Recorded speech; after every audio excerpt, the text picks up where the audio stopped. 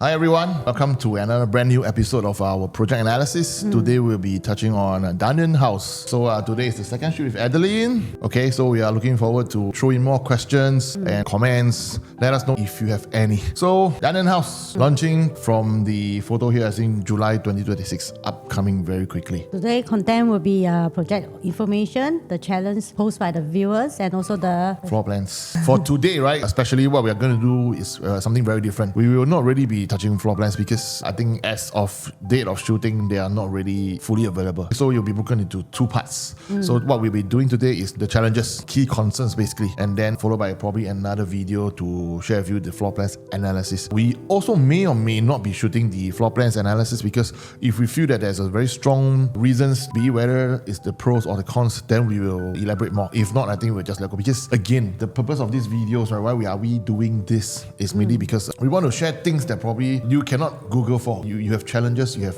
issues understanding. So basically, disclaimer again, I've said this in every one of my videos, do your own diligence before you buy anything, because this video is purely, solely based on our research, our understanding and our experience, mainly as a form of education, to share with our friends, clients on some of our thoughts and processes. So project brief information. Okay, so Dunearn House will be located here. The nearest MRT will be 6th Avenue, and then the nearby is actually schools, the popular schools like Nanyang Girls' School, Raffles Girls' School, all these, right? Yeah. As of now, there is no confirmation on the distance, right? Maybe nearer to launch, the developers will give us a confirmation. We all know, everybody knows that actually this area, people who buy into Bukit Timah, basically they are here for the school. Right. There's not one, not two, I think three, maybe a couple of them, all the very, very famous schools that most of the kiasu parents, I would say.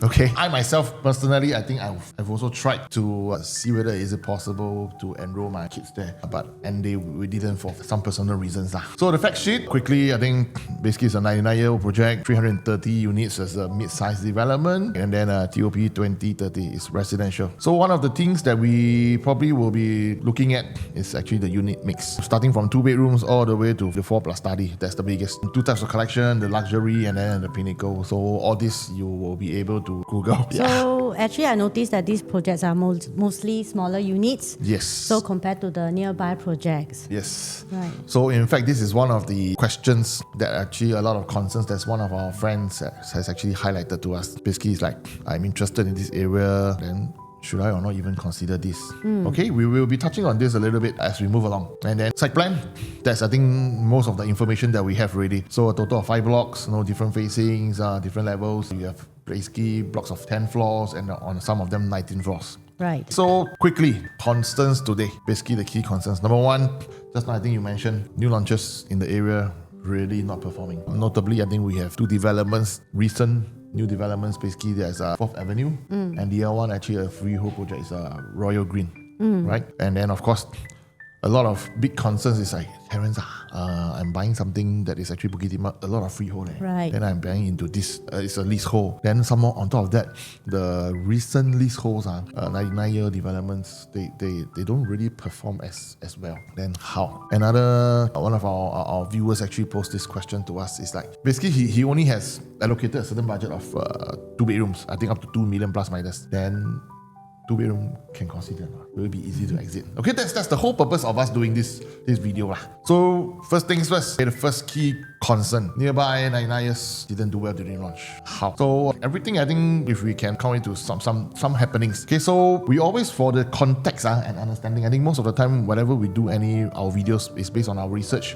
We try to get similar attribute factors to do a comparison. And because we also get that comment that sometimes why are we getting certain examples like these and not others? Mainly because I think we were drawing case studies based on our experiences, based on, like, for example, if you're talking about launches, we as much as possible, we want to take developments that actually launch at the same year, same time, as much as possible, same size, PSF, things like that. So key question, first one, why it didn't do well?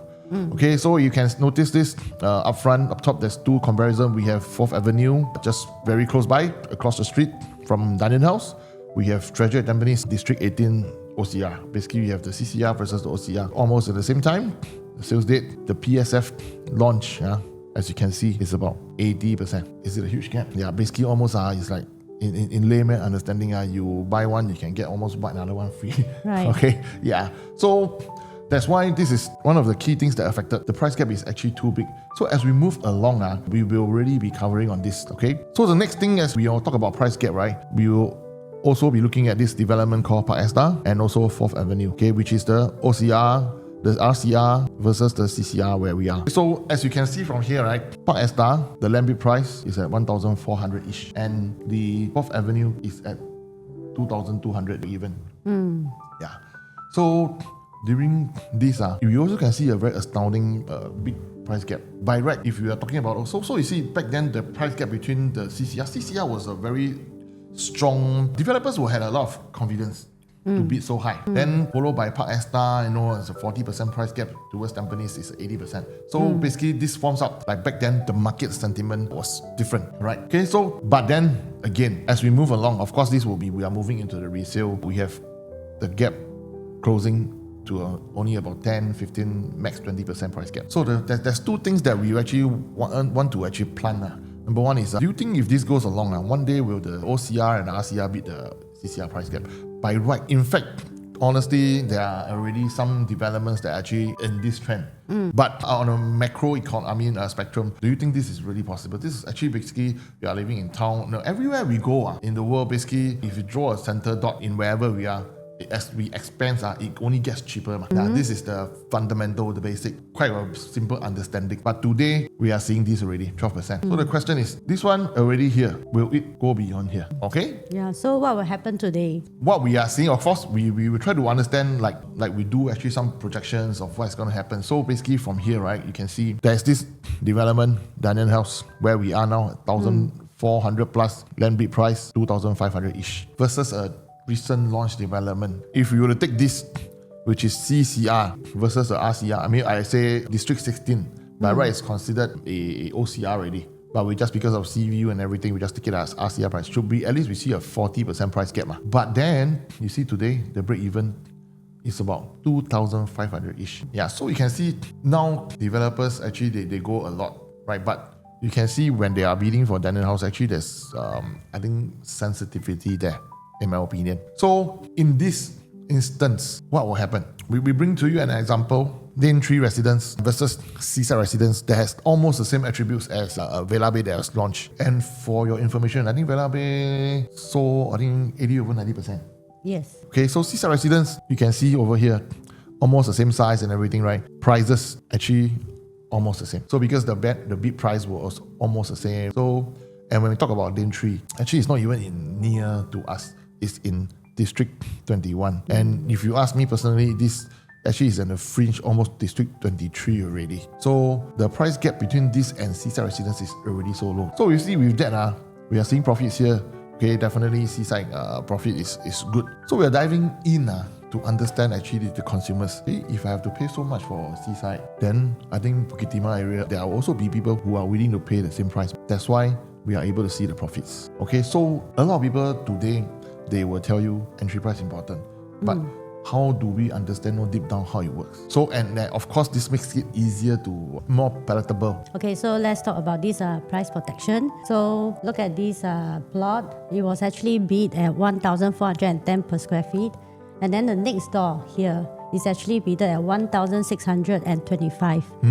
So there's about 15% price gap, and then look at this Bedok Rise here. So it's actually in the OCR, and then it's bid at 1,333. So compared to Vela Bay, and then also compared to Bedok Rise, there's about 6% price gap. So, which is why do we actually bring in this example? It's very, very important for you to know. Okay, so first things, because your question is, no, am I protected by buying this? No, most of the time, to be honest, we are unable to tell you, like, if you buy this particular project, you will make money or not. The things that we really focus a lot on is on safety. So, which is also another term for it. How protected are we when we are buying? Okay, so first things, Dunearn House, 1,004 plus, 1,410, right next door, 1,625. So definitely they will have to sell a little bit higher. But this also need us to be very mindful, for example, when we buy in, because we also have to be very careful of the prices that you are buying in. Because as of time of shooting, there is no indication on the pricing yet. And then on top of that, most importantly, today, if Bedok Rise is also at the same price in terms of our cost price, can I very confidently say very high chance we will be selling at the same price, right? So today is Bukit Timah people, unlikely you ask them to shift to Bedok. I mean, not unlikely, very seldom they will want to go. For a person, let's say for example, maybe you have upgrader, you're staying in Bedok or in the east. Maybe I just asked you, I don't know, you are currently staying in Tampines, right? Right. So if today you're going to upgrade for you to buy something, maybe I say a $3 million property versus you can pay the same $3 million in Bukit Timah. Do you think there'll be a chance that you will consider? I don't say move definitely must move. Right. But of course, before you move, there will be a lot of reasons for you to consider. But for you to buy the same product at same price for a different area, would you consider? Yeah. So this is what a lot of people are saying. Everybody, for example, I used to stay in Jurong. A lot of people say, wow, Jurong, don't want to. So same thing. Today you can pay the same $3 million to buy a property in Jurong, or even 2.5 million to stay in Jurong versus I want to go to Bukit Timah. Okay, if everything else permits, then I think it's a no-brainer. This is what we understand. That's why we're going to tell you, in terms of price, definitely you are very, very protected. Okay, but having said that, we still need to understand, because I know, I think the sellers also know. Right? So will they price it attractively, or will they actually price it for profits? So this is really we have to be very mindful of this. And then next thing is we always be looking at leasehold among freehold. So let's compare 3 projects. So this is Lido 2, which is actually a boutique freehold project, total 72 units. And then the next will be a leasehold, which is actually total 1,715 units. And the next one, which is a bigger freehold project, Lido Green, which is actually 631 units. So now let's look into the 3-bedroom, almost same size. So let's say if you are buying a 3-bedroom in this area for a boutique freehold 3-bedroom, it costs about 2.43 million. And then for a leasehold 3-bedroom, it costs about 2.14 million. And then for this big freehold project, it costs about 3.45 million. So you see, let's say buyers are looking at all these 3 prices, these 3 price tags. They just need to top up another 203 per square feet to get a freehold 3-bedroom in a boutique project. And then, but what if they want to buy a bigger project? They need to top up about $1 million to get a 3-bedroom in a bigger project in freehold. But then look at the transaction. So the transaction for the dividend. Yeah, for this one, total transaction in 2026 is only 3. For a leasehold, there's about 29 transactions.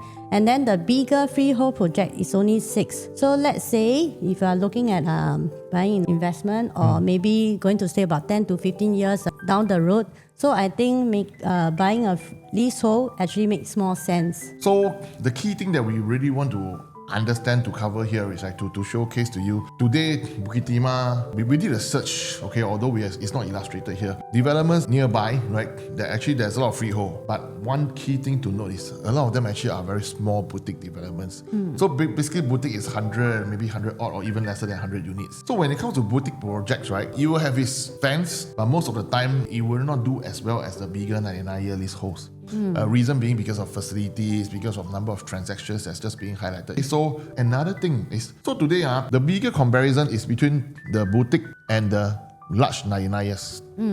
So the large freehold ones are basically is there to actually attract the people who can pay. So because our clients, there's different types, those people who are there, no problem, right? But there will also be a different group of clienteles, basically, or they're just saying that, I don't want to spend so much, right. I have other commitments, tuition, blah, blah, blah, and the list goes on. So between these two, very importantly for us to understand is why people are willing to pay this. So there will be different people. What we want to tell you is perfectly fine, because affordability plays a very important role. This one, how many people really can afford? And then it goes down to basically this and this. So there will be different people, different groups of buyers that will appreciate different products. So moving on, there's this side-by-side development near Tan Kah Kee MRT. The MRT is not drawn here, but it's I think somewhere around here. Duchess Residence, this is actually 999, okay, versus Duchess Crest 99. So first thing we need to understand, what is the biggest thing about Bukit Timah that people like? Is it because there's a very strong investment product, or it's because there's a lot of schools there? So schools is the certainty that a lot of people, that attracts a lot of people here. So with that, we will say actually schools is a need, and then people buy basically when they need the timing comes, okay, I need to shift this because of the school. And when the children go to school, there's a certain time that they have to be there.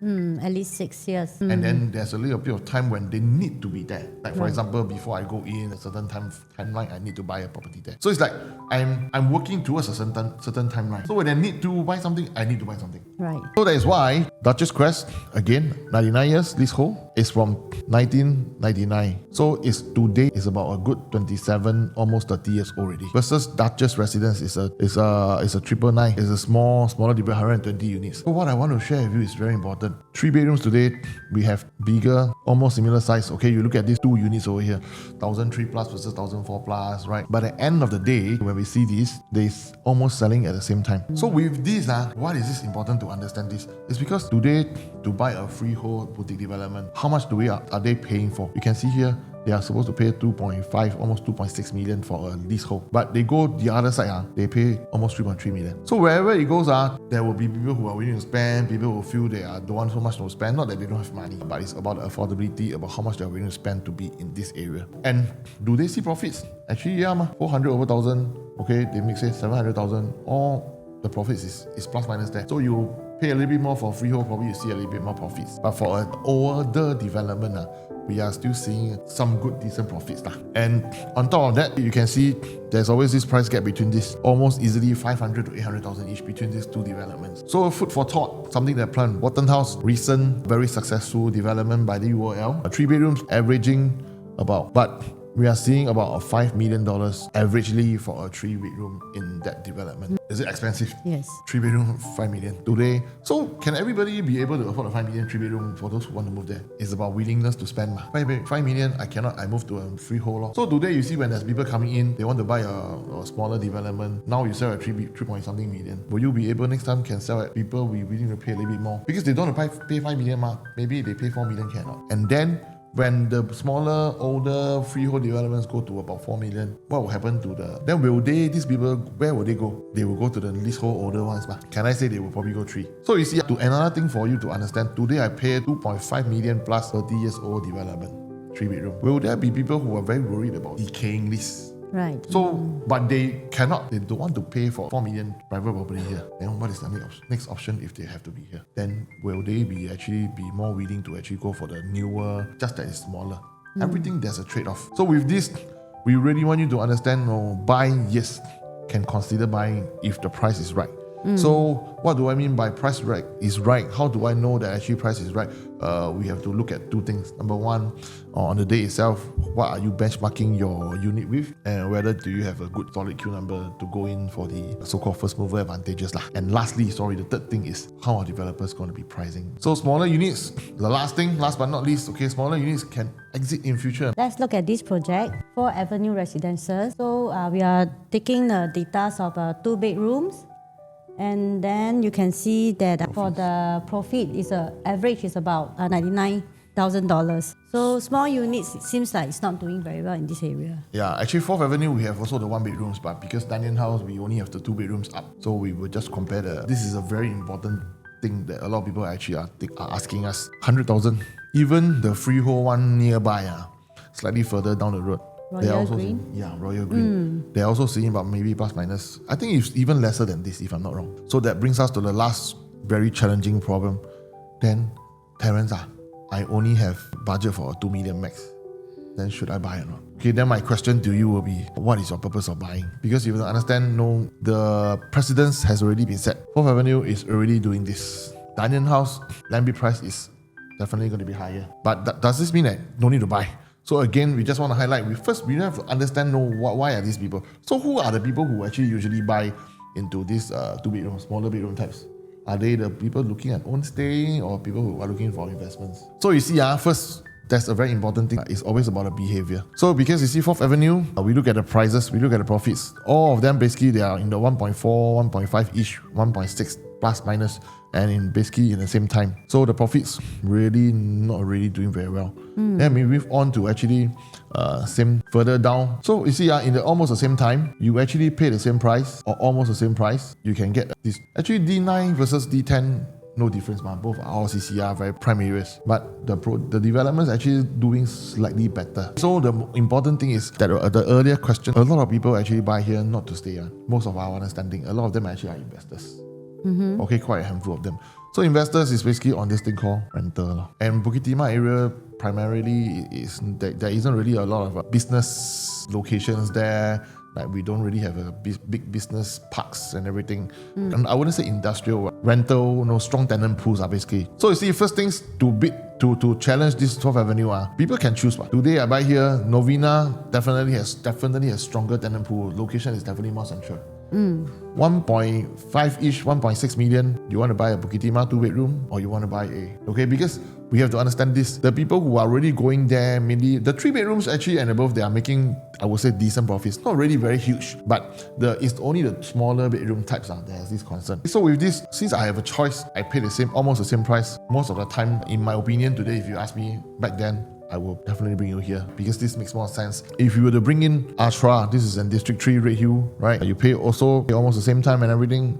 The profits are so much more. So end day, the reason is why they can make more money. So I think there's a few reasons. Like number one, you can see the one in blue is copper. So copper currently the average rental is about 4,000 plus.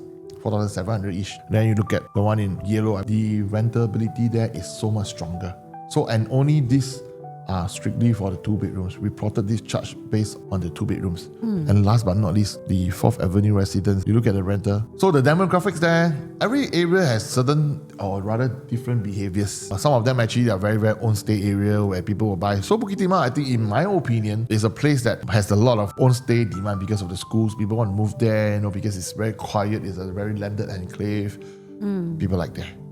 So I'm not saying that the tenants will not like that, but just that a handful of them. Because if today, Adeline, I ask you today, let's say if maybe your husband or rather goes overseas for work, has to be posted overseas. Do you think you want to stay near to where his workplace is or you want to stay further away? Right? Unless you are very familiar with the area. Okay, because I just recently had a tenant myself, moved out from Sterling residence to actually go to Bukit Timah area. I can't remember exactly, I think it was Maplewoods or something. Right? Because he said they just want to have a change of environment. The Bukit Timah area is very different. Actually, we go into Queenstown. Queenstown, you see, at the same time, almost same time, you are still buying decent profits. Even though for Queen Street, where a lot of people actually are shooting down, right, the 2 bedrooms, I think they are still seeing decent profits. And why is that so? Are there a lot of investors? Because I think of late, I think we are seeing a lot of people getting married, but they don't want to have children, they don't have kids.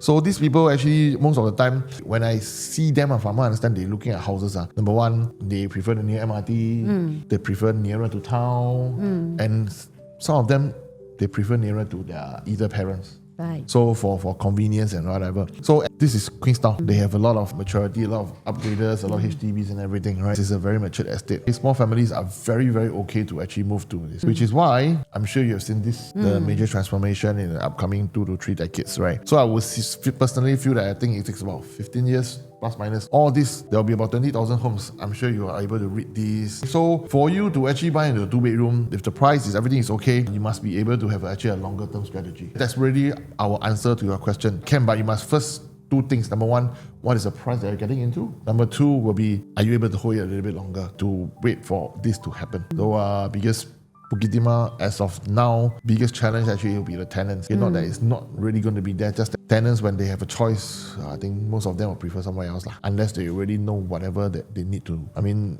they have a preference to be there. Okay, so this is Adeline and my name is Terence. Right. So we look forward to seeing you in next week. We are sharing Lucerne Grand, right? Right. Upcoming Jurong development, something exciting.